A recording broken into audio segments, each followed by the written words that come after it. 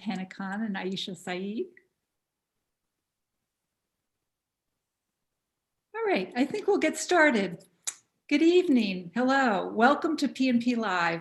My name is Margaret Orto, and I'm the events coordinator in the Children's and Teens Department at Politics and Prose. Thank you so much for joining us tonight and tuning into this format where we continue to bring authors and new books to you.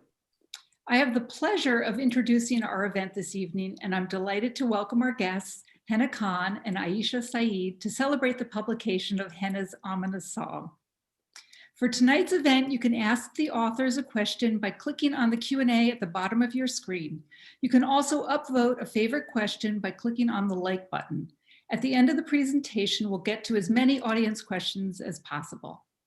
You can also click on the link that will drop into the chat to get your own signed copy of Amina's songs while the supplies last, as well as other books by Hena Khan and Aisha Saeed. Now on to introductions. Hena Khan is a Pakistani American writer of picture books and middle grade novels. Amina's Song, which we celebrate tonight, is the companion novel to the beloved and award-winning Amina's Voice, published in 2017. Hena is also the author of More to the Story and the Zaid Salim Chasing the Dream chapter book series, along with several picture books.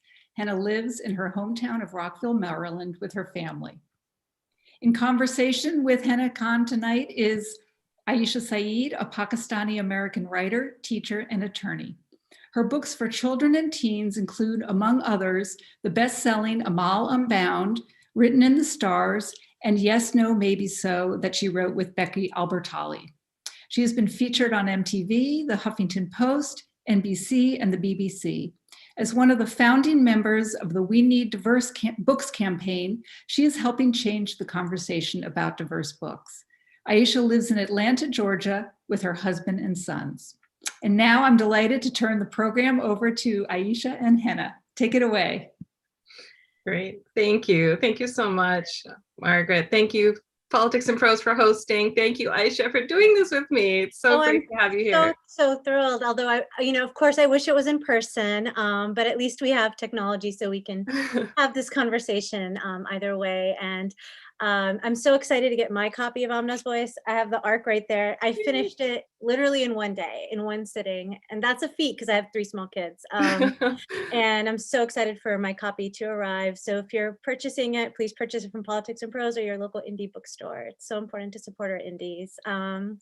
But yeah, so congratulations. Thank you. How are you feeling launching a book during a pandemic? Yeah, it's definitely different. I've been feeling really nostalgic thinking about my launch for Amina's Voice, which was 4 years ago this month. And it was actually at Politics and Prose in the children's section. And Margaret introduced me in person, and it was packed. And I remember just getting super emotional when I looked out and saw people in the audience from different aspects of my life. And I can't see all of you right now, but I'm so touched that so many of you came out tonight, and it means so much to me. And and I'm just really happy that it's kind of come full circle and that we're here again with Politics and Prose tonight. Yeah, I'm so excited for the sequel. And so my first question for you, and I think it's a question every author gets all the time, but I feel like I can ask you this because this is literally your launch, one of your first events for this book. I'd love to know, what was your inspiration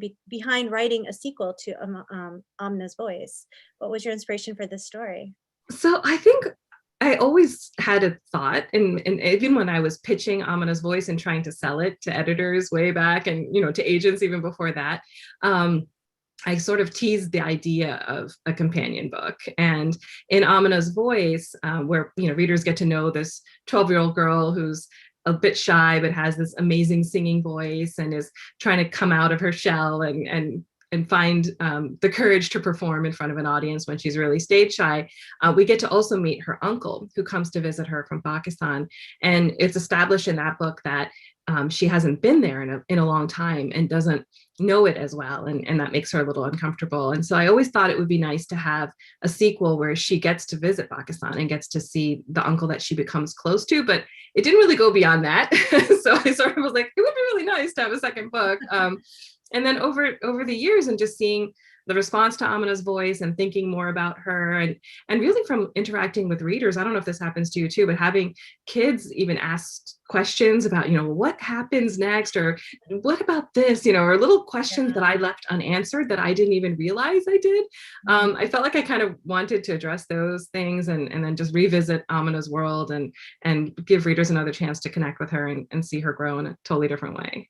Yeah, I can definitely relate to that. With Amal Unbound, it was always intended to be a standalone, but then, like you said, like you go on all these school visits and you meet all these kids and they're like, wait, what happened next? What happened? And so it's mine. My next one is not a sequel. It's a companion book, but it follows Amal's best friend, Omar. And it's coming out next year, but I know what you mean. It's so fun to go dive back into that world again, especially when you've been away for a little bit. It must have been, fun to just be with Amna again after all these years. So totally. And do you will Amal make an appearance in the companion book? Yeah. Okay, awesome. She'll be there, but not as a main character. So okay, all right. So I can relate to see her to what again. you're saying. And so this book is starts off in Pakistan. And did you grow up going to Pakistan? Like, how similar was Amna's experience with your own experience? So like her, I had gone a few times when I was very young, like when I was 3, I think when I was in utero, when I was like 3, when I was 6, and then I didn't go for many years. And then I went again, like right after middle school. So it's just a little bit older than Amina. And I remember how profound that experience was for me, and just being, surrounded by people who I kind of knew, I knew who my relatives were, but, and I knew the ones who had come to visit us in America, but I didn't know all my cousins. And I didn't speak Urdu very well. I didn't know a lot of things about life in Pakistan. So for me, it was this huge learning experience, but I also just fell in love with it. And I was so sad to leave and come home, actually, because I felt like I was leaving just a piece of me and a piece of my heart when I came back. And that was really the impetus for this story, was sort of how do you reconcile coming back after this huge experience where you feel transformed. And when you come back home, everyone kind of sees you as the same person, but you don't feel the same anymore. And it's funny to even talk to family friends of mine from that time who shared, like, remember when you came back from Pakistan and you were like so obsessed? And that's really where I was thinking when writing this. Yeah, there's so many parts I loved, like especially when she's at the bazaar, and in Pakistan, you kind of have to haggle a little bit for things, and you can't really show how much you love something, because then they know that they can sell it for a higher price. And how, Amna's like, I don't care, I want it. And that's me. Yeah. I'm so bad. My friends with us who've witnessed me trying to haggle have seen firsthand how bad I am at it. And do you remember being told, I was told, just be quiet, don't speak. Yeah, but they can tell even just from your body language that. So we meet. What I also loved about this story was that we got to meet more people from Amna's family in this story, and like her cousin. We get to know more about her Taya, her uncle. Was there were these characters drawn from real life? Were there any that you really connected with, on a personal level? Yeah, so I'm fortunate to have lots of cousins, but I did bond with a few special cousins in my life, and I feel like Zora, the character who I created, who's actually named for one of my cousins and also my grandmother's name. She's sort of composite of a few of the female cousins I had who I was super close to. My Thaya, who I mentioned, my uncle, is very much inspired by my real life Thaya. And he was in the first book, and in the continuation again. I actually have a picture of him that I was going to try to screen share, but I'm going to show you here. So this is him here. And this is me when I took that trip to Pakistan, and this is my dad who's with me.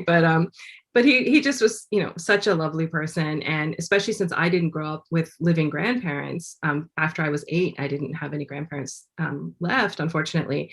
And so he really filled that role for me. And, it was just this kind of gruff and intimidating person on the outside, but just a sweetheart on the inside. And we used to write letters. When I came back home, we would write long letters back and forth to each other. And so I just love that idea of the intergenerational connection. So Amina keeps in touch with her uncle through FaceTime when she's back in America. But definitely I drew a lot from these special relationships when writing Yeah, the book. I wish I had FaceTime growing up, like, you know, so that I Right? could It's have a game had those changer. instant conversations back home. So yeah, that was definitely that was fun to see. And Did you go back more often than me? I feel like you might have. no, no, Oh, sounds about the same. oh, Yeah, okay. yeah. So it brought back like a lot of memories to read that, and just, you know, just how it is there, and also missing it when you leave. Like you said, it's such a, when you're Pakistani American, I feel like going to Pakistan is, it's a big experience to Mhm. see everyone who, you know, looks like you, and Exactly. you It's huge. yeah, it's so, I think you did a great job with bringing all of that to life, and Amna's mixed feelings because she's also homesick too. So you Mm. captured that too. So I really like that a lot. Oh, thank And you. so moving to, so Amna starts off in Pakistan and her life there, and then she comes back from vacation and school's starting. And I had to, you know, there's a lot of stuff that happens, but like there's one small part I think that made me laugh. I think I may have even texted you at the point where it made me laugh, but it was when it's the first day of school and they're doing the roll call and they mispronounce her name, Amina, which I have a cousin named Amna, so I know that happens a lot. And Yeah. so, and actually, my cousin just stopped correcting people and just would say, "Okay, I guess I'll just go with that," you know. And so, I love that you had this story where, you know, she stands up for herself and said, "This is my name," and it may not seem like a big deal, but it is a big deal, and it is a big deal for lots of kids. So, I was just, you know, if you could speak to that a little bit. Sure. Well, it's funny because when I wrote the book and when I wrote Amina's Voice initially, I didn't think about the fact that people might assume it was Amina, because of course that is a name. I think I might have an Amina out there right now listening. And but in, you know, the way we pronounce it in Pakistan, we say Amna, and I had the I in there, you know, but when I wrote Amina's Voice, there is a passage quite near the beginning of the book where she talks about how people saying her name wrong and how she gives up after one or two times trying to correct them, and how someone had, you know, Mm, called her anemia once, and, you know, I made a joke of it, but I didn't say in Amina's Voice how to say her name. I actually had it in there like I do in this sequel, but I took it out during revisions. I don't know why. And so now when people, most people think it's Amina, and then when they hear me, they, you know, a lot of times during school visits or, you know, library events, they'll say, "Oh no, you know, I've been saying it wrong." And I'm like, I'm so sorry, it's my fault. You know? And I'm pretty sure we did an event together when Amna's Voice was coming out, and I'm pretty sure I called it Amina's Voice on there too. And then I was yeah, like, well, I mean, most people do, because that is a very common way of pronouncing yeah, the name, and the way I've spelled it too, I think. And it's funny because, you know, I'm sure you've experienced the same thing your whole life. I have, even though my name's not super hard to pronounce, it's still, I get Hena, I get all sorts of things. And so that's why I wanted to put that in here, you know, because just to have it, her correct it, but also because I do think it's important for our kids. And, you know, I wish I had the courage when I was younger to correct people. I think, you know, I went through 11th grade, my entire chemistry year of 11th grade, my teacher called me Hena, and every time she said it, it would grate on my nerves. But I after a certain point, I just felt like I couldn't say it. And so I, you know, I feel like anything we can do to encourage kids to feel that kind of confidence to say, you know, actually, this is how you say my name. And I think one of the problems is that we don't go around saying our own names to people very often. You know, we'll say it once when we introduce them, or they might try to get it once or twice correctly, and then they'll just sort of try whatever they think. But yeah, I feel like it's such an essential part of who you are, and whatever you can do to try to make people get it right. yeah. I think I saw on Twitter that there was an educator, and I loved her idea. She says, the first day of school, instead of doing a roll call, she just asks the children to introduce themselves so that she can get their names right from the beginning, and there I never love has to that. be that awkward moment of, you know, having to correct your teacher. You just say it from the beginning, and so it's settled. So I Right. thought that was a really great idea. Yeah. Or that pause, right? Where somebody's like, is it, you know, Oh, and that hesitation, and they're like, it's me, I know it's me. So yeah, exactly. Yeah.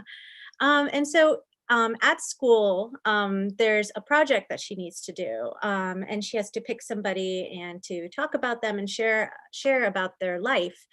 And she picks Malala, who I'm sure everybody listening is familiar with Malala, and she's from Pakistan, the Swat area. And she was shot because she was speaking out about her right to get an education. And she became she became known around the world. Everybody knows about Malala. And so in this story, it was interesting because Amna's doing a project on her, and she gets some pushback. And that really resonated with me because Amal Unbound was sort of inspired by Malala in a roundabout way. And the critique in this book, it really resonated because, well, I would love for you to just talk about that because I thought that was really, really important, and how Amna processed people's reactions to her doing Malala and about Pakistan in general. Oh, well, thank you. Yeah. And for those of you who aren't familiar, I hope you will check out Amal Unbound, and it's so beautifully done, and touches on the themes like from the other side, right? And I felt like for me, I visit schools like you, and I see kids do these living history projects where they research somebody and sort of become them, and I've seen their art on the walls, and I often see Malala, and it always makes me happy to see that. But at the same time, I remember reading a comment on Twitter, and it was about sharing her story, and how the teacher had commented about how afterwards a child was looking sad, and said something to the effect of, I'm just thinking about how girls in other countries don't have rights. And that was sort of what prompted this, because I thought, here's somebody like Amina trying to share a hero, who's the youngest person ever to win a Nobel Prize, somebody who's, making such a difference in the lives of girls around the world now after, surviving this horrific attack. But sadly, what some people take away from her story is the violence that she had to endure, the trauma of that experience. And then they tend to lump, the whole country into this one category of, oh, well, that must be a place. Oh, phew, thank goodness I don't live there, because that's a place where these horrible things happen. And of course that did happen, and horrible things happen everywhere, unfortunately. But I wanted Amina, who had just come back from Pakistan and seen, her cousin Zora and other relatives, and they're going on to do amazing things, and they're educated and professionals, and I just wanted to make sure people understood that we do have this side of a serious problem in Pakistan, and in certain areas where girls don't have access to education, and we have people who are working really hard to change that, but that's not the whole story. And that just like here, we don't have everybody, in the same circumstances. It's the same everywhere. And I feel like it's very easy when you don't know much about a country to sort of just assume, well, this must be what the whole thing is like. Yeah. Have you felt that or received that? There's a Humans of New York. He did a thing on Pakistan. He did a special, and there was at the end of his series where he covered many different people in Pakistan. He said, the news only covers the things that are, big, that are, newsworthy, quote unquote. They're not going to talk about the day-to-day lives and the beauty and that joy. That's not going to make that top cover of the newspaper. And he said, take a minute and pause and think about, if we could only put the United States like in just one little column on a newspaper, what would be there? And then what would people think of us from that? So that was really, profound, because the news prints the things that are bad often, and Right. but that's not the whole reality. So yeah, it was a nice exploration of that and encountering that. And instead of, Amna shutting down, I appreciated the way that she responded and resonated with that. So Thank you. yeah. Thank you. And I feel like also, she, going back to her going to Pakistan, she admits that she feels a little nervous about being there, just because, and she had to sort of be talked out of that by her dad because of those headlines that you mentioned. And that sometimes, what we hear just does overwhelm us when it is so negative. And then likewise, her cousins there are kind of like, well, what about those things going on in America? And Right. so it goes both ways, like you said. Yeah.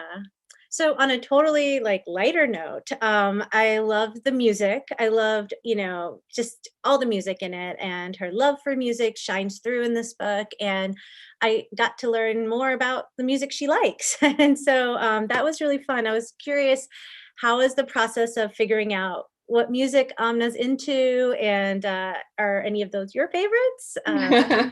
They definitely are. Her musical influences are somewhat drawn from mine.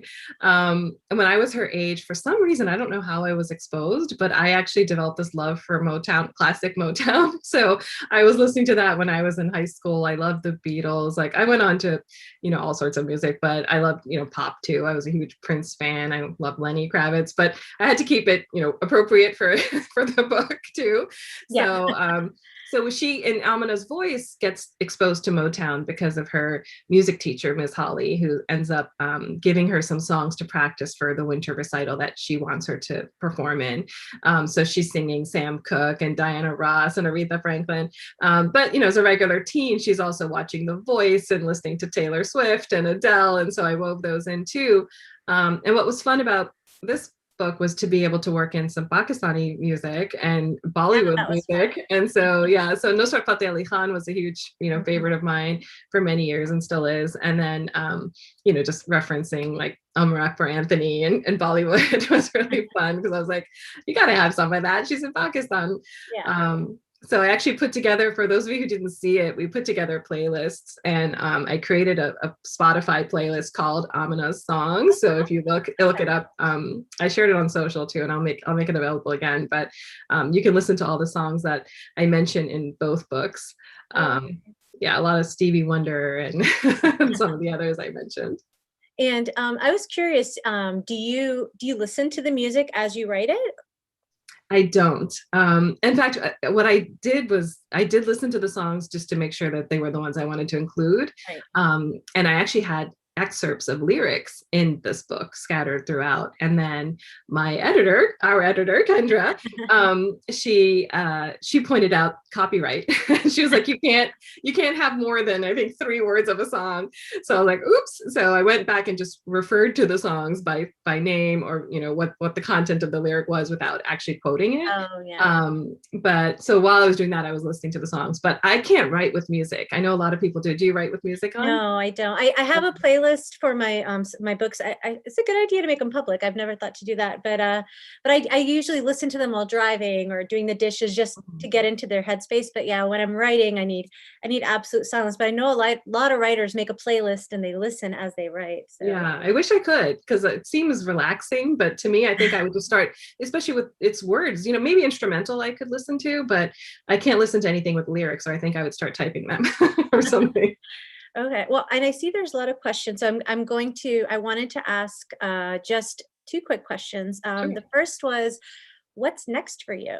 Well, a few things. I'm working on a companion series right now for the Zaid Salim Chasing the Dream series. So it's featuring his sister Zara. And so it's an early middle grade series. It'll be 3 books to start.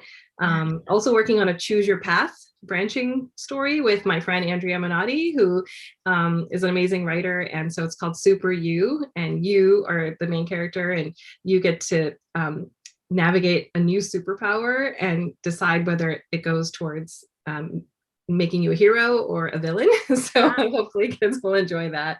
And some other picture books and middle grade in the works as well. Oh, awesome. Yay, more Hena Khan books. We're excited in this house for that. Thank you. And so writing a book is such a solitary endeavor, even more solitary these days, because we don't get to go to the conferences and, have all those conversations. But even though the writing of the book is so solitary, the creation of a book is not solitary at all. There's so many people involved, and without who this, our books would not be the books that they are. Did you have anybody that you wanted to just give a quick shout out? Thanks. Thank you. Yeah, so many people helped me with this book and all of my books. My agent, Matthew LeBlanc, of course, my editors. Well, Zareen Joffrey was the one who championed Amina from the very beginning. And then she worked with me on this draft. And then Kendra Levin stepped in and helped me finish, and she was amazing. But I also had so many beta readers, friends, family members. I had young readers. Naya Shams was a huge help when I was still thinking through. She had actually done a project on Malala herself and was sharing some of the reactions she had and helped me work through some of the thinking of a middle schooler, which was so helpful, and her mother as well, who's also named Amina. And who else? Like my writing group is amazing. I have an amazing trio of amazing authors who help me.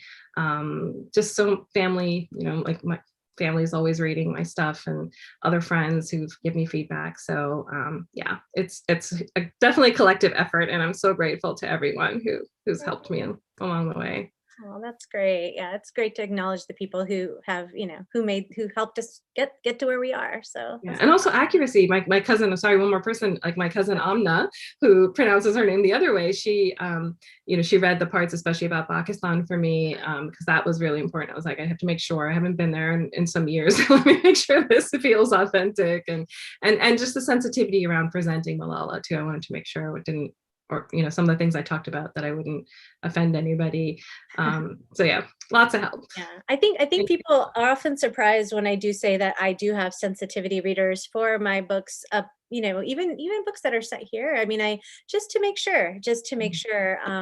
And so yeah, that's so important. Our sensitivity readers are so important too. Yes, for sure. Okay, so now I'm going to ask you some questions from the audience. And the first one that dovetails nicely is, Hania wanted to know, will there be a sequel to Amna's song? Thanks, Hania. So we're thinking about it. I'm thinking about it. It would be cool because Amina's in 6th grade in book 1, and in 7th grade, starting 7th grade in book 2. So it would be kind of cool to have her be in 8th grade. But I think, like the second book, I would need there to be a compelling reason to write about her. Like, I don't want to do it just for the sake of doing it. I want, her to feel like she needs more exploration, and there's like another reason to write about her and her evolving as a person. So we'll see, and we'll see if anyone gives me any great ideas as I talk about this. Yeah. Yeah, give me some ideas, people. Cool. And Jihan wanted to know, do you help with the cover art for your books? And actually, sorry, it's Alina wanted to know, do you help come up with the cover art for your books? So actually, it's funny when I don't have it here because it's in a presentation, but this cover was sort of glaring there, but a collaboration with the first book, with Amina's Voice. I just loved it as it was. I just asked them to tweak her hair ever so slightly and change her, make her a little bit darker complected. That was it. With this one, her eyes were closed again, and her body language was very closed in the first version. It was still very pretty, but I said, I feel like she needs to evolve. And in the first book, she's, her eyes are closed and she's holding her hands together. And I said, I'd love to see her just seem more confident. Mm-hmm. So it did go through a few iterations. And in the end, I really lobbied for her eyes to be open so we could see her face in full. Because I thought as a reader, especially as a young reader, if I saw her eyes closed twice on a book cover, I would wonder why. And so I'm really happy that they agreed.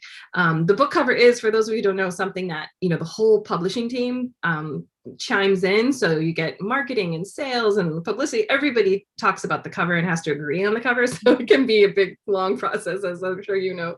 Yeah, it's amazing. Like I never knew that until I became an author, how much was involved in the creation of a cover. But yeah, and seeing them both side by side, I love it. It kind of shows an evolution. Oh, good. I'm glad you think that. Yay. Oh, I like it. And here's one of the my final copy has been gifted, but I actually still have an advanced copy of Unbound. And this is one of my favorite covers of all times. It's thank you. Covers are the one thing that I feel like as authors we could be like, yes, I love it, because we really didn't make it, right. Feedback here and there, but so that was my Shazal Malik. She's an artist in Pakistan and she's amazing. She did a great job. So, and then I had a question from Amina. It's pronounced Amina.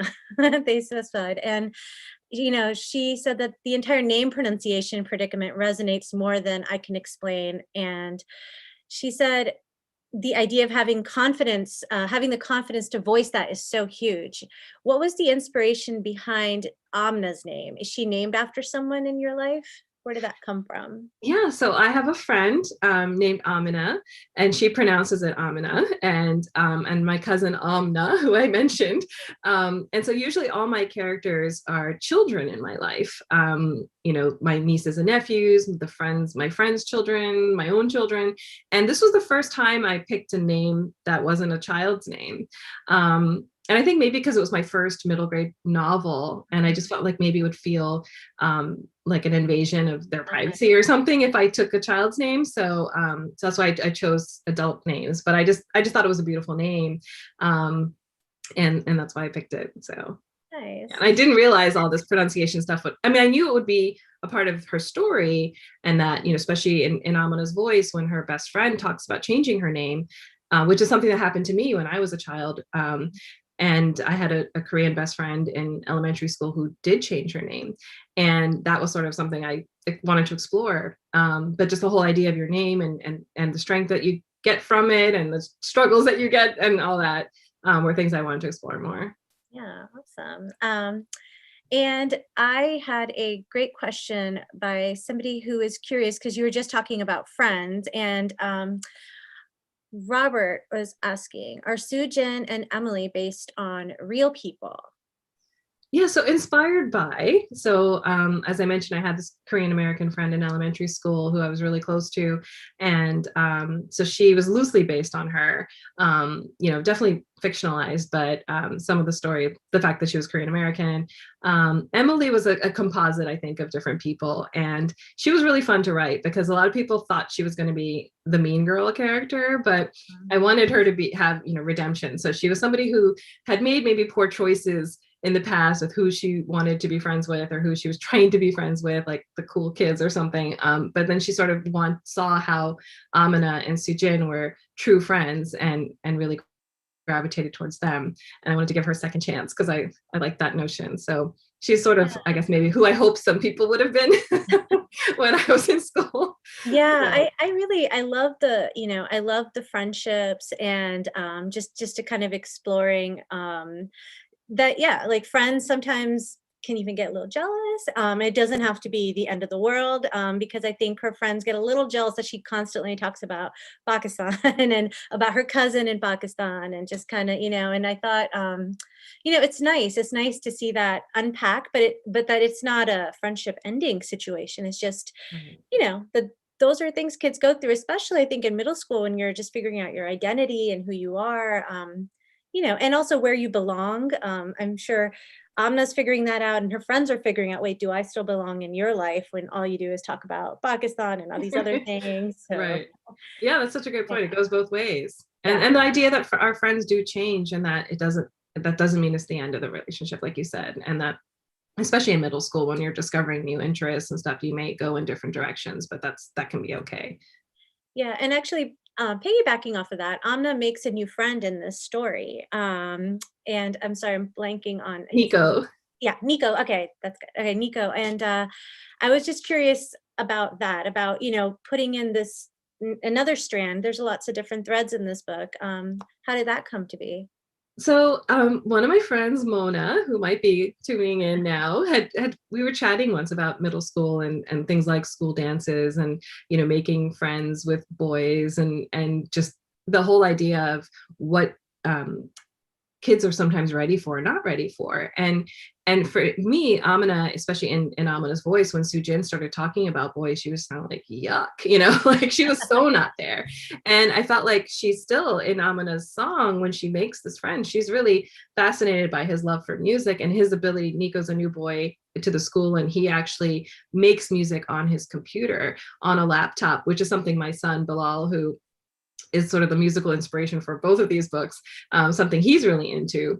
And so, she's drawn to this kid who has this talent and they hit it off, but everyone else is like, who's this friend? Even her family is sort of like raising their eyebrows and I just wanted to examine that, where you as a person then may start to wonder, well, what is that? And is it more than I think it is? Because I think I just like this person because they're interesting and they're cool and they're nice to me. So she sort of has to balance that notion of figuring out who Nico is to her. And I won't spoil it for anyone, but, but she has to work through that. And I think it's just something that kids at that age are it's sort of heightened, and then other people put that pressure on you. So every kid, I remember at least, is just, you feel like you're under a microscope, and everything you do is just, exactly magnified. Henry asked this question, which I loved because I love food. And actually that was one of my questions that I didn't get to, was what kinds, is there Pakistani cuisine featured in the book? And it's funny, with Amal Unbound, I had food in there, but I didn't realize how much food I had in there until I started doing school visits. And there's some amazing educators who would put together like a Pakistani feast, like when I came, and I was like, wow. And they're like, well, you did put a lot of food in the book. And I was like, I didn't realize I did. I went back and read, I'm like, oh yeah, there's a lot of food. And I think there's lots of yummy food in your book. So, I mean, could you speak to that? Like, is there Pakistani food in the book? Like, what's your favorite Pakistani dish? Oh my gosh. So probably my mom's koftas are my most favorite thing. I love pulao, which is, rice and sometimes with meat in it. I love korma, I love dal, chana masala, all of it. And I do talk about food a lot in my books, but I think it's because, food is just such a huge part of our culture. We're big, food pushers. It's a big part of, any celebration or special event, or even, tragedy. Like, there's just always food at every corners and, every moment. So I definitely talk about it a lot in all my books, and I get accused of making people hungry, and I'm sorry, but it wouldn't be a Pakistani family if there wasn't a lot of food being eaten and shared, right? Yeah, exactly. No, that's absolutely right. And somebody had a question about your other books, which was, they were wondering, will there be a sequel to the story? And what about an Amina Jamila crossover? Ooh, I would love that. Sorry, and that was Mona. That was Mona. Thanks, Mona. So for those who don't know, more to the story, which is right here, is my Little Women inspired novel. So it came out in the fall of 2019. And this is Jamila right here. So it sort of draws from Little Women, and each of the sisters in my book sort of has similar characteristics to the sisters in Little Women. And Jamila is a writer, very passionate, very fiery, has a quick temper like Jo March, the one I identified with the most when I was growing up. And so I would love to write a sequel. I've been thinking about it a lot. It might be my next middle grade novel, but I haven't decided yet. So I'm toying between whether I'd like to do that or a different standalone book. But I had not considered Amina and Jamila meeting, which would actually be really fun. Maybe she could have a cameo somehow. They live in different places, because Amina's in the Midwest and Jamila and her family live in Atlanta, like you. So we'd have to figure that out. But food for thought. Food for thought. And Anne said that this is such a beautiful book, and they were wondering, what is your favorite thing about being an author? Oh, thank you. Honestly, I think it's talking to readers. I don't know if you feel that way, but having people tell me what they've discovered in my books, like the connections they make, or like you said, sometimes even discovering things you didn't realize that you put in, or pointing something out that meant a lot to them. To have like kids tell me that they feel inspired to share their stories is probably like the ultimate. But yeah, I think it's that feedback, because like you said, it's solitary, and you don't know when you're putting a book out into the world how it's going to be received. So when you get to hear some of that, especially good feedback, it's really, really special, I think, for me. How about for you? Yeah, I think that's right. It's like, you never know how a book's going to be received until it's out there. And that's definitely the nice part. I definitely miss, I'm sure you do too, just the in person of it all. But yeah, I definitely would have to agree with you on that. Yeah. And a few people kind of asked, let's see, Uzma had asked, so we know that you do have family in Pakistan. Was their lifestyle similar? Were they in Lahore, and was it similar to Amna's? So the family structure and like the home I describe in Amina's song is very much like my Taya's home in Lahore.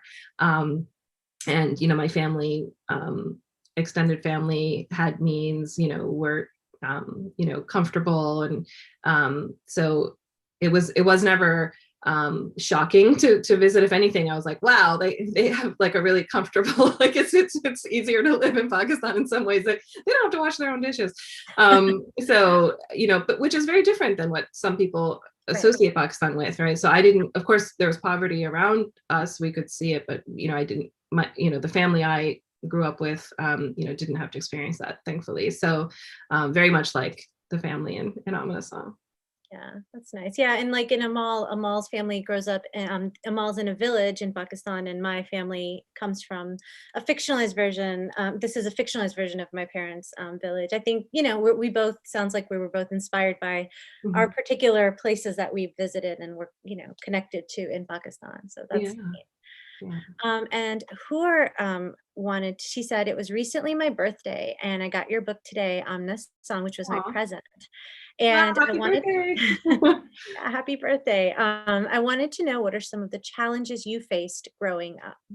Which is a good question, because that's what these books are about. I think middle grade in particular really is about the challenges, and even though we're not middle schoolers anymore, we remember those years really do stay with you. So what are some things that you might want to share? Oh, well, thank you, Hua. I think I might, your dad might have sent me a picture of you. So happy birthday again. And I talk about this sometimes, how I think for me growing up in this area, so I grew up in Maryland, and I feel like I didn't face the same challenges that kids today face, where they might be actually bullied or targeted for being brown, for being Muslim. When I was growing up, I felt like people really had no idea what Muslim meant. They oftentimes hadn't heard the word, right? Did you feel that too? They were like, huh? When I would say I'm a Muslim, they hadn't heard of Eid. They didn't know what Ramadan was, for the most part. And so I felt like when I was at school, I sort of hid those aspects of me, in the sense that I didn't feel like I wanted to advertise or be like, hey, everyone, it's Ramadan, or I'm going to be missing school for Eid. I just sort of quietly disappeared when it was Eid and celebrated, and didn't come back and share much. And I felt like also not seeing myself in the books that I read or in TV, like anywhere. I just felt a little invisible. But I feel like in a way that was hard in its own way, because I felt like maybe I didn't matter as much, or my story didn't matter as much. But I do feel like kids today maybe have more confidence than I did and feel more proud of who they are. But on the flip side, sometimes they have to face, greater challenges in terms of other people saying nasty things or not being nice, unfortunately. So piggybacking off of that, Salila had a question that kind of ties into that. They were wondering, does Amna become more confident in this book, because they felt that Amna was becoming more confident in the first book, and that was a big change in the first book. So is the change in the second book becoming more confident, or is it more about growing into her Pakistani heritage? I would say that's a really thoughtful question. Thank you, Salila. I feel like it is more the latter. I feel like it's her not only feeling more comfortable with her being Pakistani and embracing that part of her identity, but also thinking more critically about the world, and and trying to think about how other people, how she herself processes narratives that she's hearing, and how other people, like we talked about with her Malala report and others, how other people are shaping their views of the world, and trying to piece that together, and really, understanding that it is really messy and complicated, but that, she can try to help people see it the way she sees it, and hopefully see the bigger picture and not just be fixated on one single story or, one view of things. So a little bit of both, I think, but definitely growing into herself. Yeah. Okay. And then let me see. There was one. Farah said that, and this is more of a comment, but I wanted to share just, it's incredible how Hena describes the card game Rung. I used to play as a kid, and it was a beautiful reminder of those beautiful days. And, and I think that is something that I didn't actually play Rung, but there were other things in the story that resonated with me. Just being able to see myself in in the story, and for my kids, like I was telling them, hey, look, this is in the story. And, they recognize those things. And that is so powerful, to be recognized. Even as an adult, I get a thrill out of it. And Natasha was asking, can you talk about the importance of literature being a window for readers into another culture, race, religion? Sure. Yeah. And I'm I'd love sorry, for you to speak to this.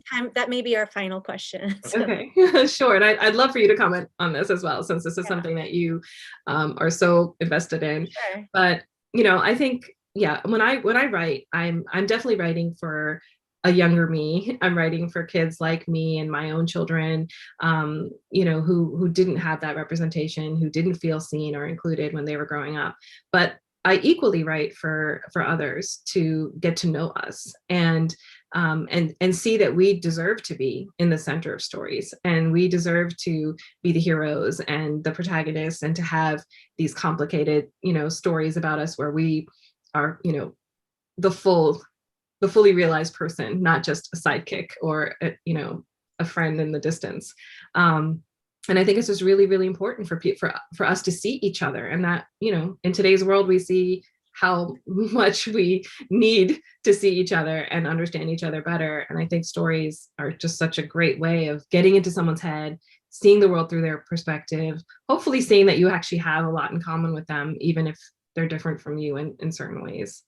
Yeah, I love that. I think I definitely agree with you on all of that. I think, um, because, and Jacqueline Woodson has said, it's a quote that I loved, where she says that specificity is the key to universality. So writing about a specific experience, like her going to Pakistan, her coming back, figuring out who she is, those specifics, maybe somebody else who's not Pakistani American may not be able to relate to. Somebody who is might say, oh yeah, I go to Pakistan, and that they get that thrill of recognition of their humanity on the page. And that's a beautiful thing. But for people who may never go, there's still so much to connect with. For like, there's that connection of, my parents are freaking out about something that I don't think is a big deal, I don't understand, or me and my mom have different taste in fashion, and that's frustrating. Like, these are just things in the book, like different things that I picked up on. And so you can end up connecting with somebody through that specific, it may not be exactly your story, but there's still parts of it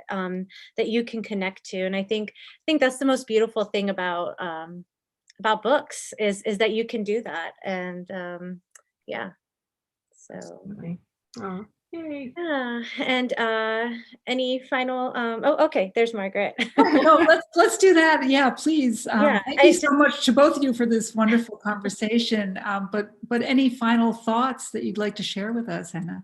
Oh, just thank you. Thank you all for being here with us. And thank you, Aisha, and to you, Margaret, and Politics and Prose. Like, it's so lovely to be able to celebrate with all of you. And it is, like you said, it's different in a pandemic, but I'm so happy. The one advantage is that we can all be together from across the country, and around actually different countries even. So that's a blessing, and I'm really grateful to all of you. Yeah. Yeah, that's wonderful. Well, thank you again to both of you for joining in on this wonderful conversation and to celebrate Amina's song tonight. Just a reminder to everyone in the audience that there's the book purchase link in the chat, so you can click on that. And other than that, just everyone, I hope you have a good rest of the evening. Stay healthy and keep reading. Yes, keep reading. Aisha, I'm going to take a screenshot real quick. So. Oh, good. All right. Bye.